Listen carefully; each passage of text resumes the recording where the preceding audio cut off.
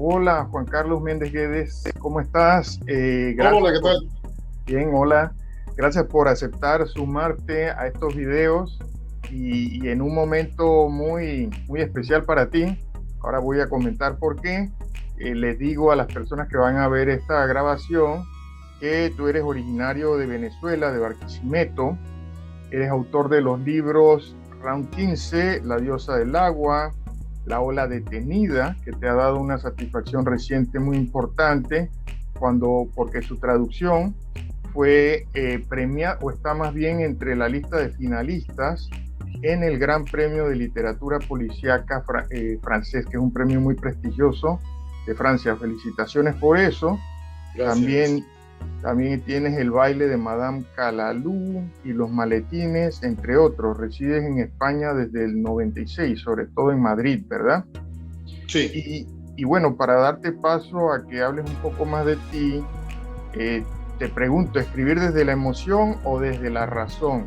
Latinoamérica es una y Europa la otra, y tiene que ver con tu libro La ola detenida, donde hay un personaje una detective muy especial, ¿verdad? Muy fuera sí. de lo normal.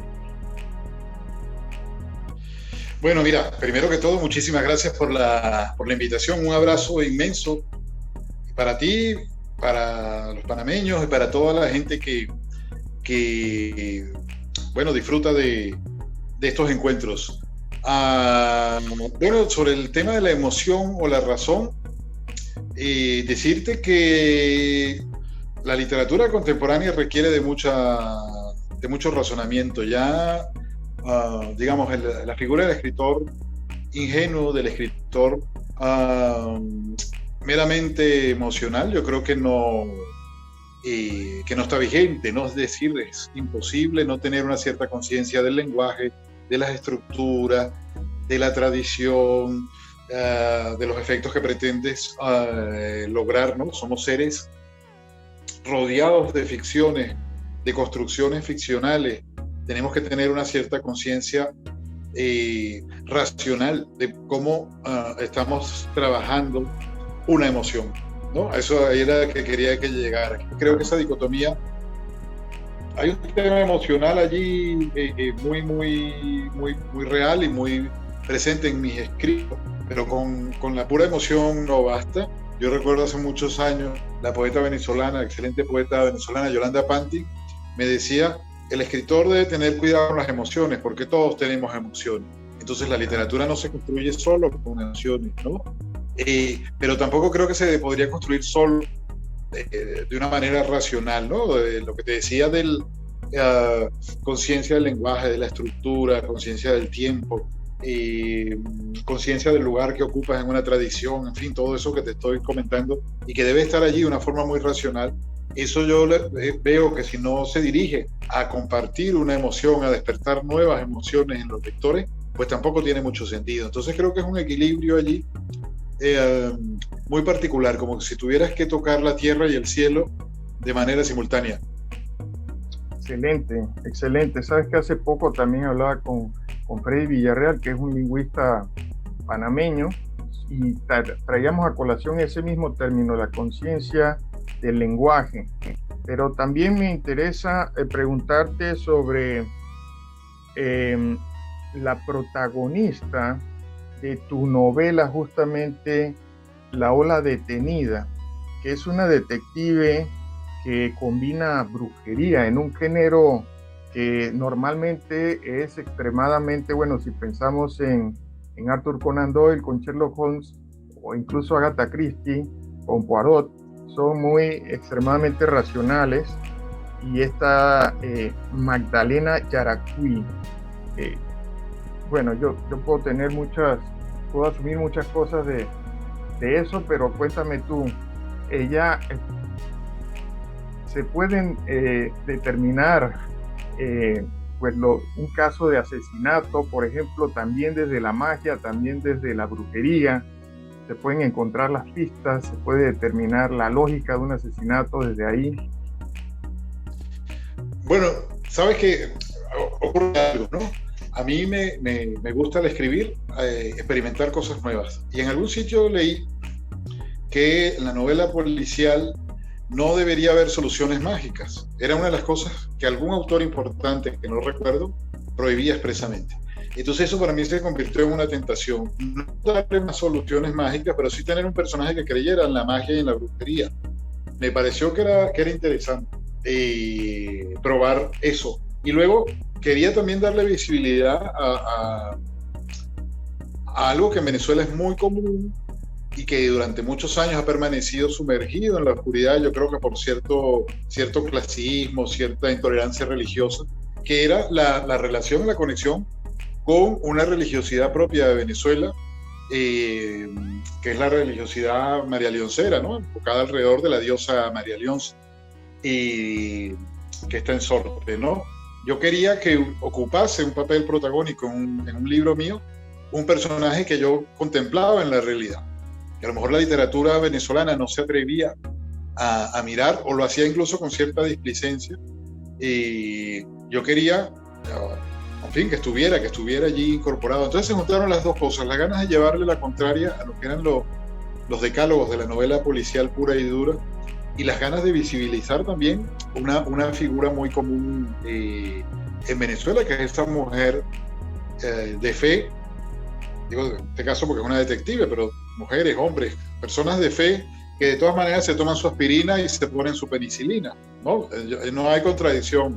La penicilina ayuda, pero bueno, si te das con unas ramitas, igual actúa antes la penicilina, no lo sé, ¿no? Pero quería, digamos, combinar eso.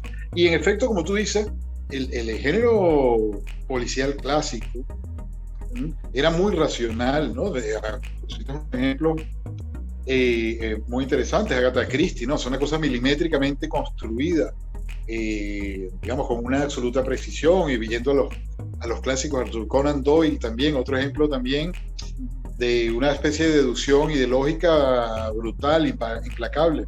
Pero bueno, claro, los géneros se van moviendo. Hoy en día, pues, digamos que se entiende que lo policial está dentro de lo que sería la novela negra, que incluye muchísimas posibilidades, incluyendo pues algunas también que tienen que ver con lo sobrenatural, con lo irracional. Y entonces mi detective tiene una relación con el mundo de la brujería y el mundo de la fe María Leoncera, pues un poco particular, en el sentido de que ella es una persona de mucha fe. Ella quisiera ser una buena bruja, pero en realidad es mejor detective que bruja, ¿no? Ella como bruja, pues los poderes van y vienen, y por una que acierta, pues a lo mejor hay 4 que está tan segura. Me conmovía la posibilidad de que un personaje tenga una gran pasión por algo por lo que no tiene demasiado talento.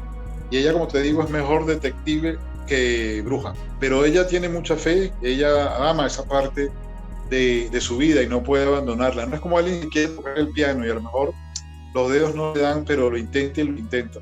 Entonces, digamos que ella tiene una relación allí con ese mundo, pues muy particular. Entonces, creo que la novela, pues sí, se asoma al mundo de lo sobrenatural, pero lo esencial es una novela donde la investigadora llega a ciertas soluciones a partir de deducciones e investigaciones más o menos tradicionales, eso sí, acompañadas de vez en cuando por una lectura de tabaco, una lectura de café, y unos ramazos. Yo creo que para nosotros los latinoamericanos eso es muy interesante lo que planteas. Sí. Aprovecho, mencionaste a María Leonza. Recuerdo un concierto que fui de Rubén Blades, donde un venezolano se paró y le pidió la canción, pero además tienes también una mención a Madame Calalú, que es otra canción de Rubén Blades. Que la música de Rubén Blades, o incluso él como artista, ¿qué te parece? Mira, de hecho, fíjate que ahora que estaba hablando, normalmente cuando yo estoy hablando de María Leonza, salvo que sean venezolanos, yo tengo que hacer como muchas notas de pie de página para que la gente comprenda de qué estoy hablando. Curiosamente me sentí muy cómodo al hablar contigo, ¿no? Y a pesar que hay panameños mirándolo, porque, en fin, está la canción de Rubén Blades, que ya te voy a explicar por qué para mí es tan importante. Pero bueno, lo primero, mencionarte de Rubén Blades. Es una figura no solo importante en el mundo de la música, sino que reflexionando, hablando con amigos, para la gente de mi generación y escritores más jóvenes que yo, que cada vez hay más, lamentablemente, digo no porque haya más, sino porque, en fin, eso quiere decir que estás envejeciendo. pero escritores más jóvenes que yo también tuvieron en la salsa una primera aproximación al lenguaje y a la ficción narrativa. Yo estaba en la fiesta del libro, un maravilloso encuentro que hay en Medellín, y con el escritor Gilmer Mesa, y estuvimos ahí en una mesa redonda. Él tiene una novela maravillosa, se llama La Cuadra, creo que se llama, muy muy buena. Y cuando estábamos conversando, él allí explicaba que su primera escuela narrativa fueron discos de Rubén Blades y Willy Colón, ¿no?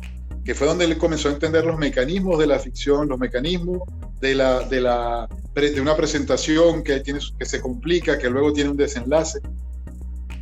Rubén Blades, entonces, digamos que de cierta forma para autores de mi edad y más jóvenes y en América Latina ha tenido un peso muy muy importante incluso en cuanto a escuela, en cuanto a mirada del mundo, mirada de los personajes, ¿no? Pedro Navaja pues debe ser uno de los personajes más importantes del siglo XX en la ficción, ¿no? Al lado quizás de Remedios la Bella, por decirte algo, ¿no? De una novela de García Márquez, o al lado de Francisco el Hombre, el personaje mítico del vallenato, que creo que aparece mencionado en 100 años de soledad, ¿no? Lo que te quiero decir es que yo no me había dado cuenta, es verdad, son 2 los libros por lo menos, y debe haber más referencias a la música de Rubén Blades, pero es que en efecto, de manera muy natural, la música de Rubén Blades a los escritores nos enseñó muchas cosas en ese momento. Bueno, a mí también me dio algunos disgustos porque nunca bailaba muy bien, entonces claro, la gente ponía las salsas de Rubén Blades, y yo, hasta que alguna muchacha no se apiadaba, ¿no? Y se resignaba a bailar conmigo con un básico pasito 1-2, 1-2, pues me disfrutaba de la fiesta, pero escuchando, ¿no? ¿Sabes? En plan resignado. Pero sí, la figura de Rubén Blades, como te digo, pues muy importante desde ese punto de vista. Y luego, lo que decía María Leonza, ¿qué ocurre? La religiosidad marialeoncera es una religiosidad muy nueva, calculan que puede tener unos 100 años, 100 y tantos, ¿no? Entonces se dice que es una herencia directa de la cultura indígena, de la cultura negra, de la cultura criolla, de la cultura europea. Los estudios que se han hecho pues dicen que algunos elementos indígenas pueden que hayan quedado, pero es un rito criollo del siglo XIX, del finales del XIX, principios del XX. Incluso muchos de sus elementos indígenas que tienen están sacados de las películas del oeste.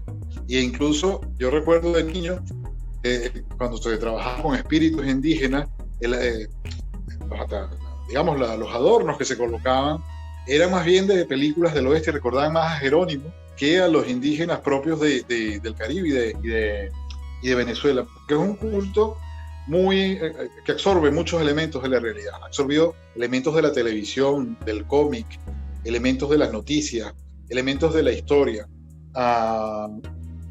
En ese sentido es muy interesante. Era un culto muy muy vinculado a mi infancia, porque yo nací en una zona muy cercana a Sorte, donde era muy común la presencia de María Leonza, que es una diosa que, pues, en otro sentido muy muy particular, porque casi todas las religiones desde hace miles de años tienen como dios principal un hombre, y esta es una religiosidad que tiene como jefa absoluta a una mujer, que no tiene a su nivel a ningún otro hombre y que no está casada ni depende de ningún otro hombre.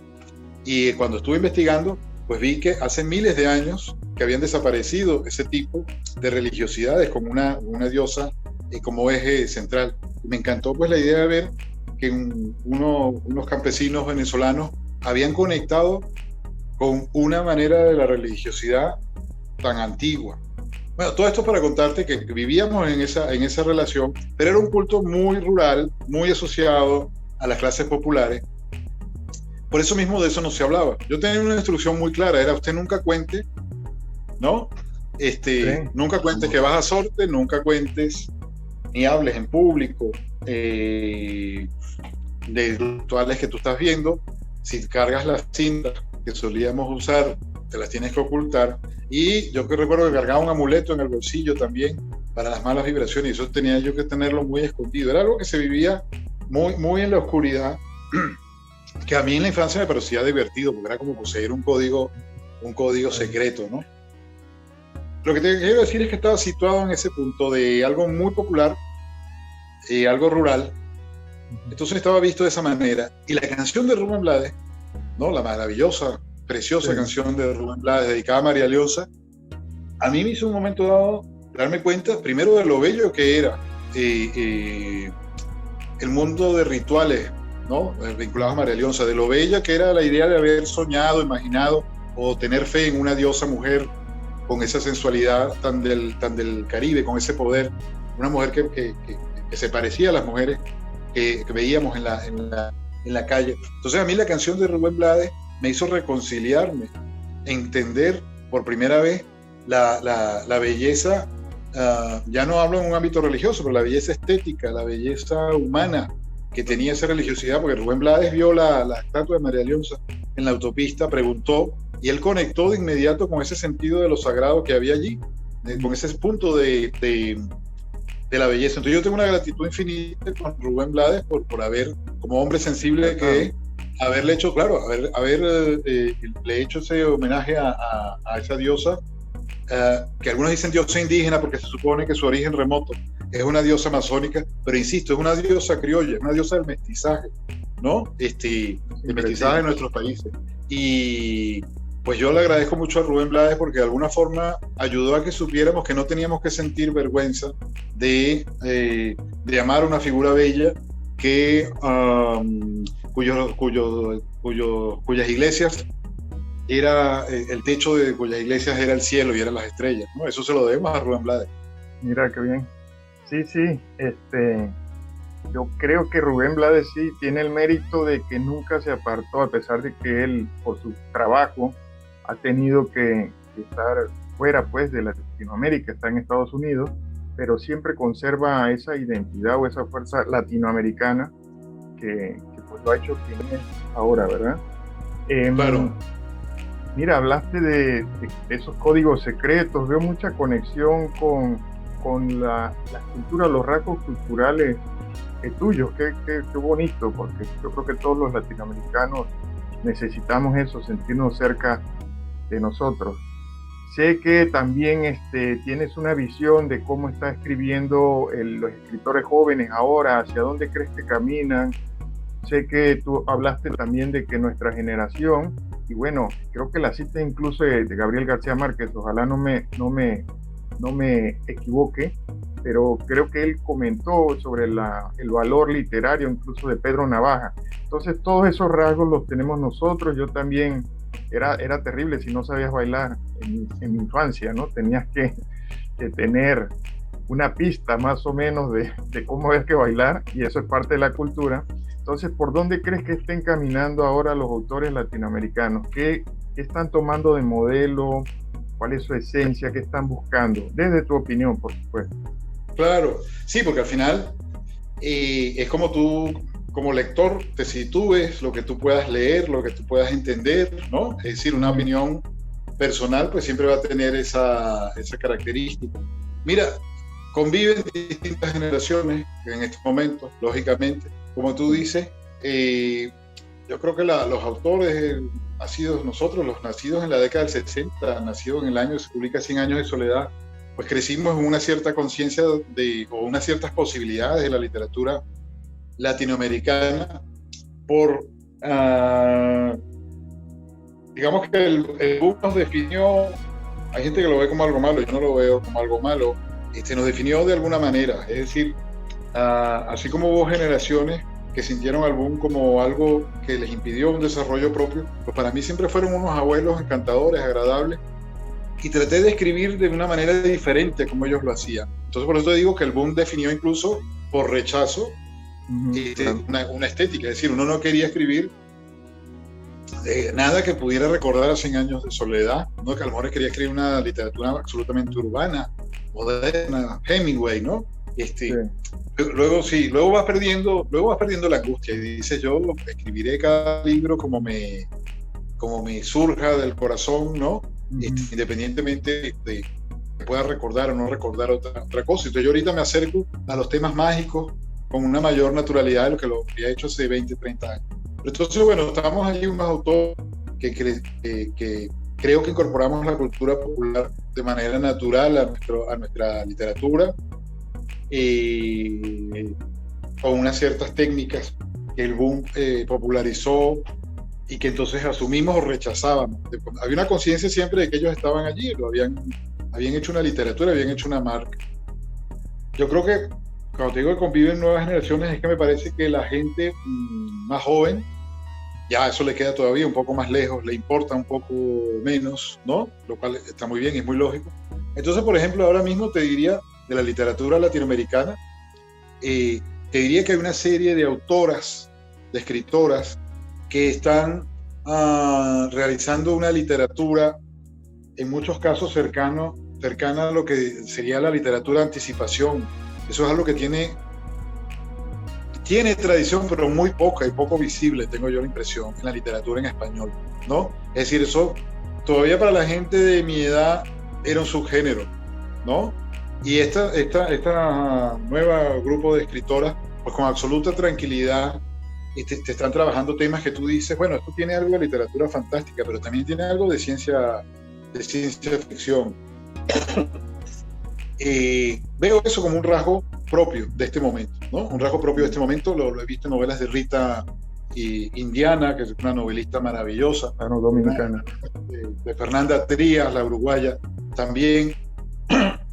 Me parece que se están arriesgando y que nos están abriendo puertas a los autores de más edad, porque esto es un mundo donde todos nos ayudamos unos a otros en el sentido de nos ayudamos a liberarnos de los prejuicios, claro. Esa literatura de anticipación, luego cuando tú miras con calma, descubres que sí había autores en el pasado, que en los años 80 lo estaban haciendo, pero o quedaban situados en una cierta penumbra, o incluso uno no leía sus textos como textos de anticipación, uno los leía y ahora los revisa y dice, pero mira, esto es una distopía, no me di cuenta antes, tengo 30 años leyendo una novela distópica y nunca lo había dicho, porque a lo mejor yo no estaba buscando eso y no tenía las herramientas para encontrarlo. Eso yo creo que es una línea importante, ¿no? La irrupción de una cantidad de voces, de autoras muy, muy poderosas, muy interesantes, que se están acercando al mundo de la distopía, al mundo, los mundos futuribles, a lo que se llama en cierta forma ciencia ficción, que a lo mejor lo mezclan con literatura fantástica. Se habla también de bueno, yo las etiquetas más o menos las odio o me río de ellas, ¿no? Pero bueno, ahorita se habla también del gótico andino, una serie de autoras que están trabajando una suerte de literatura gótica, pero mezclada con temas propios de los Andes latinos, ¿no? De los Andes, de los países andinos. Eso también, yo creo que esos códigos no se daban, de manera habitual hace 10, 15 años, ¿no? Entonces yo te diría que la literatura latinoamericana en este momento pues conviven esas incursiones, ese cierto alejamiento del realismo, ¿no? Con todavía pues con autores que están en búsquedas de otro tipo. Creo que a mí me sigue interesando muchísimo el tema del humor, ¿no? No sé si ha perdido lustre, si ha perdido brillo, pero a mí me sigue interesando mucho el tema del humor, que quizá creo que la literatura actual se está volviendo muy seria.